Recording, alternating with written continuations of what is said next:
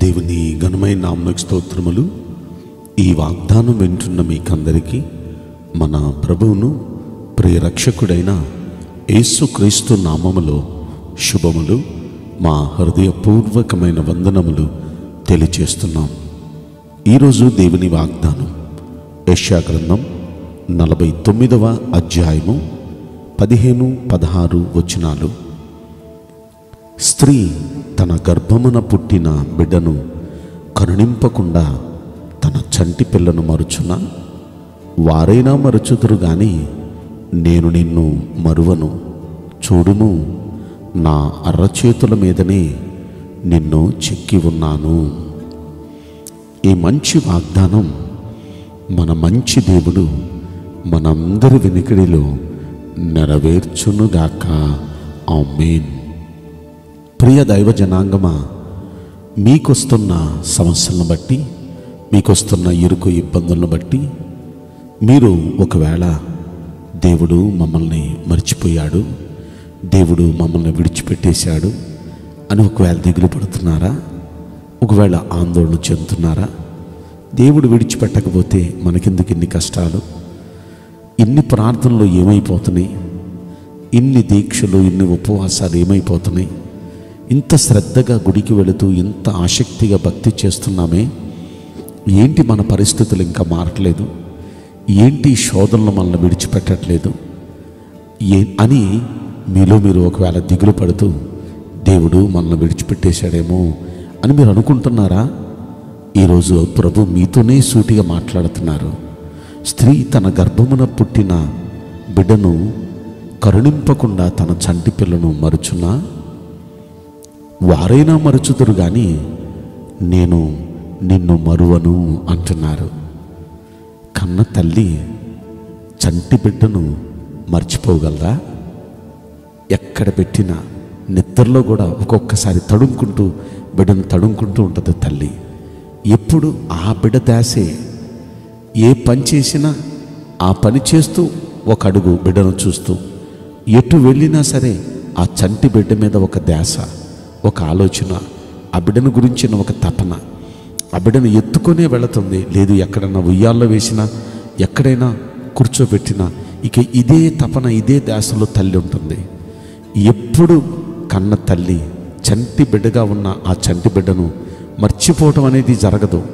ఎప్పుడు అదే ధ్యాసలో ఉంటుంది. ప్రభు అంటారు, ఒకవేళ వాళ్ళైనా మరుచుదరేమో, అలాంటి కన్న తల్లైనా మర్చిపోగలదేమో కానీ నేను మాత్రం నిన్నెన్నడూ మరువను అంటున్నాడు.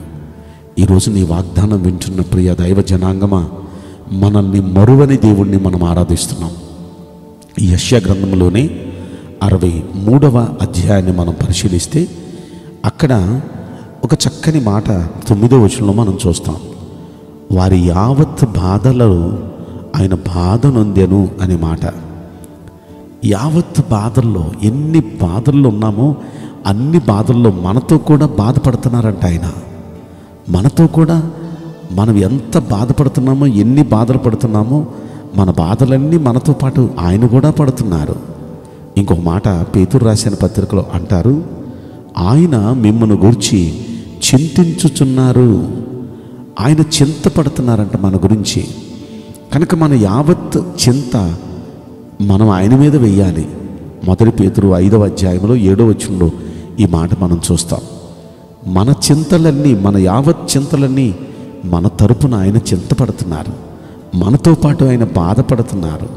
అంత మాత్రమే కాదు, కీర్తన గ్రంథంలో 40వ కీర్తనలు అంటారు, నేను శ్రమల పాలై దీనుడనైతిని, ప్రభు నన్ను తలంచుకొనుచున్నాడు అనే మాట ఈ 40వ కీర్తనలో మనం ఆఖరి వచనం 17వ వచనంలో ఆ మాట మనం చూస్తాం. అంటే ప్రభు తలంపులో ఉన్నాం మనం. ఎప్పుడు ప్రభు మన గురించి చింతపడుతున్నాడు, ప్రభు మన గురించి, మన యావత్ బాధలో మనతో పాటు బాధపడుతున్నాడు. మన దేవుడు ఎంత మంచి దేవుడు, ఎంత మంచి దేవుడిని మనం ఆరాధిస్తున్నాం. కనుక ఈ మాట మీరు ఎప్పుడు మనసులో పెట్టుకోండి. నా దేవుని తలంపులో నేను ఉన్నాను. నేను చింతపడుతుంటే నా దేవుడు నాతో పాటు చింతపడుతున్నాడు. నేను బాధపడుతుంటే నా యావత్ బాధలు ఆయన కూడా బాధపడుతున్నాడు అనే మాట మాత్రం వాస్తవంగా నమ్మండి. కన్న తల్లి ప్రేమ కన్నా మిన్నైన ప్రేమ మన యేసయ్య ప్రేమ.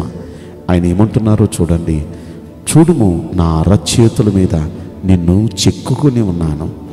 మనం ఆయన అరచేతుల్లో చెక్కుకున్నాడు. ఆయన అరచేతిలో ఉన్నాం.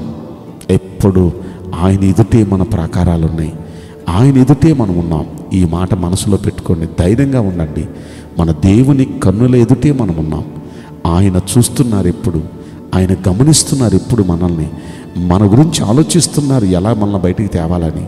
మనల్ని అంటూ ఆయన ఎప్పుడూ మర్చిపోలేదు. ఆయన ఈ వాగ్దానం వింటున్న మీలో ప్రతి వ్యక్తిని తప్పక బయటికి తెస్తారు. మీ పరిస్థితులు మారుస్తారు, మీ సమస్యలు తీరుస్తారు, మీ పక్షాన నోటి నిండా నవ్వు ఇచ్చి మిమ్మల్ని ఆనందపరచబోతున్నారు. ఇలాంటి అద్భుతమైన కార్యాలు ప్రభు మనందరి జీవితంలో ఆయన జరిగించునుగాక. ఆమె. నేను మీకోసం ప్రార్థన చేయబోతున్నాను.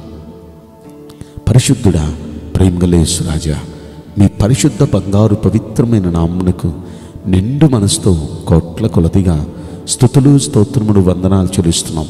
ఈ వాగ్దానం వింటున్న ప్రియుల జీవితంలో దయచేసి ఈ వాగ్దానం నెరవేర్చి కృప చూపించండి. ప్రభువా, నీ బిడ్డలకు మీరు మేలు కలిగించమని ప్రార్థిస్తున్నాం తండ్రి.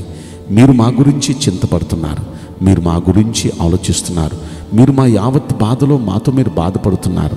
అయ్యా, మీలాంటి మంచి దేవుణ్ణి మేము దేవుడిగా కలిగి ఉన్నటే మహాభాగ్యం. స్త్రీ తన బిడ్డను కరుణింపకుండా చంటి బిడ్డను మర్చిపోగలదా? వారైనా మరుచుతారు, కానీ ఎప్పుడు నేను నిన్ను మరువను అంటున్నారు. చూడు, నా అరచేతుల మీదే చిక్కుకొని ఉన్నాను అంటున్నారు. నిజంగా ఎంత గొప్ప దేవుడివయ్యా, ఎంత మంచి దేవుడివి అయ్యా.